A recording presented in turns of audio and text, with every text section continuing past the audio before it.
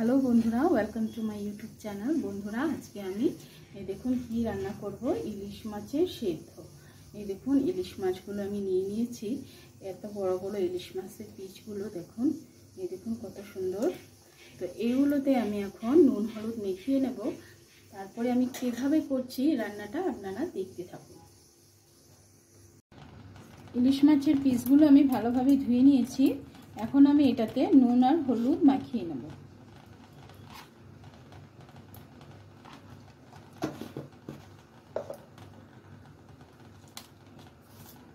নুন দিয়ে দিলাম আর দেব একটু কাঁচা সরষের তেল। দেখুন অল্প একটু নিয়ে নিয়েছি,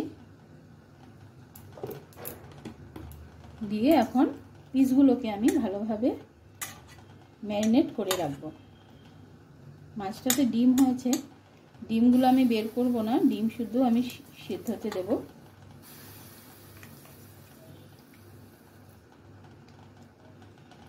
দেখুন বন্ধুরা কি সুন্দর ডিমটা।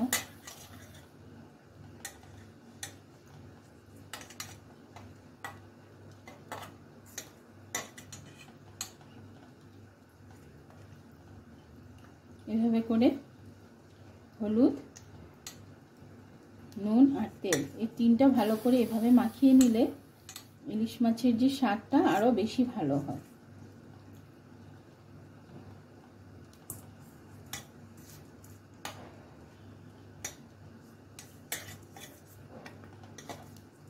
দেখুন ইলিশ মাছের গায়ে হলুদ হয়ে গেল। এখন এটা আমি নুন হলুদ আর তেলটা ম্যারিনেট করে আমি 10 মিনিটের মতন রেখে দেব। ইলিশ মাছের সিদ্ধতে দেওয়ার জন্য আমি 2 চামচের মতন সরষে নিয়ে নেব। এই দেখুন আর অল্প দেব।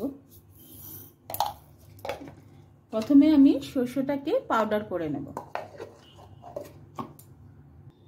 দেখুন বন্ধুরা সরষের পাউডার আমি করে নিয়েছি, দেখুন কত সুন্দর একদম প্লেন হয়েছে। এখন আমি এটাতে আদা আর কাঁচা লঙ্কা, আদাটাকে আমি স্লাইস করে নিয়েছি, আদা আর কাঁচা লঙ্কা দিয়ে দিব এই পেস্টের মধ্যে। আমি পেস্ট করব। এখন এটাতে জল দিয়ে দিব, অল্প একটু জল দিয়ে দিব। এবং বন্ধুরা কি সুন্দর পেস্ট হয়েছে। এখন আমি এটা ছেঁকে নেব।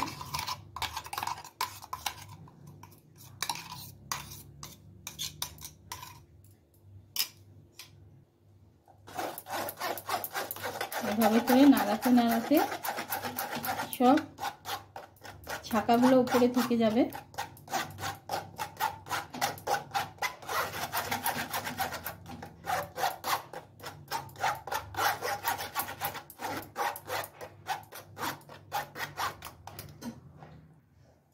বাটি ধোয়া জলটা দিয়ে দিয়ে এই ছাকড়াগুলোকে আমি ভালোভাবে ছেঁকে নেব।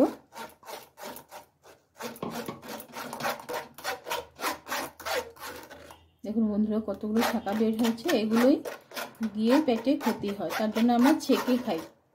আপনারাও কোনোদিন শস্যর কিছু খেলে এভাবে ছেঁকে খাবেন, দেখবেন শস্য থেকে যে গ্যাস হয়, কখনো কি হয়, পেটে ব্যথা করে, তখন এসব হবে না শস্যের তরকারি খেলে। আমরা এভাবেই ছেঁকে খাই, তার জন্য কোনো অসুবিধা হয় না। আমি সেদ্ধটা এই বাটিতে বসাবো। এই বাটিটাতে আগে আমি একটুখানি সরষের তেল মাখিয়ে নেব। দেখুন এভাবে করে পুরো মাখিয়ে নিচ্ছি সরষের তেলটা।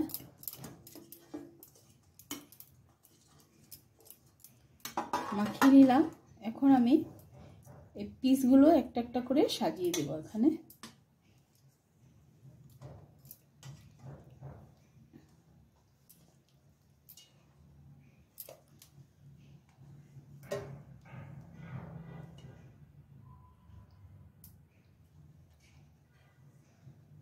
হলুদের যে রসটা এটা ঢেলে দিয়ে দেবো।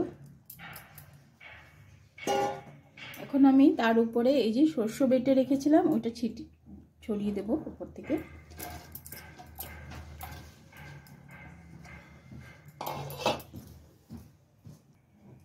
উপর থেকে কাঁচা লঙ্কা দিয়ে দেব। সিদ্ধতে দেওয়ার জন্য আমি তেল দিয়ে দেব। তেল সরষের তেল গরম করে নেব। তেলটা আমার গরম হয়ে গেছে। এখন আমি এটার মধ্যে কালো জিরা দিয়ে দিব, হাফ চামচের মতন কালো জিরা দিয়ে দিলাম। দিয়ে আমি ইলিশ মাছের উপরে এটা সম্বাস দিয়ে দেব। এখন আমি এটা তেলের উপরে দিয়ে দেবো।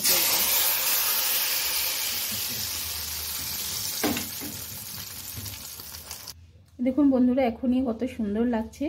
সিদ্ধ হওয়ার পর এটা খেতে খুব ভালো লাগে। আপনারা এভাবে করে বানিয়ে দেখবেন, আমি যেভাবে দেখাচ্ছি আপনাদেরও ভালো লাগবে। এখন আমি এটা সিদ্ধতে বসিয়ে দেব। সিদ্ধতে বসানোর জন্য আমি রেডি। এখন একটুখানি উপর থেকে নুন ছিটিয়ে দেব। নুন ছিটিয়ে আমি এটাকে এভাবে করে নেড়ে দেব।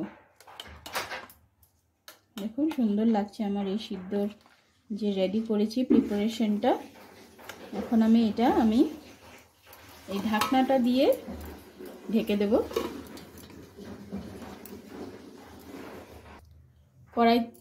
কড়াইতে জল দিয়ে দেব।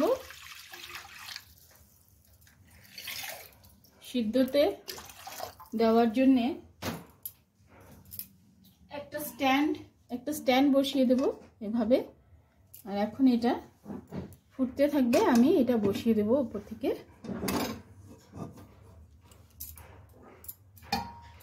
আর এভাবে করে আমি ঢাকা দিয়ে রাখবো। 10 মিনিট উতলালেই বন্ধুরা হয়ে যাবে আমার ইলিশ মাছ। এখন বন্ধুরা 20 মিনিটের মতন হয়ে গেছে। দেখুন কিভাবে উতলাচ্ছে। এটা হয়ে গেছে আমার মাছ সেদ্ধ। এখন আমি এটা নামিয়ে নেব। নামিয়ে নিলাম। এটা একটু ঠান্ডা হলে আমি ঢাকনাটা খুলব। দেখুন বন্ধুরা, আমার ইলিশ মাছ সেদ্ধটা হয়ে গেছে। দেখুন কত সুন্দর হয়েছে। এই দেখুন,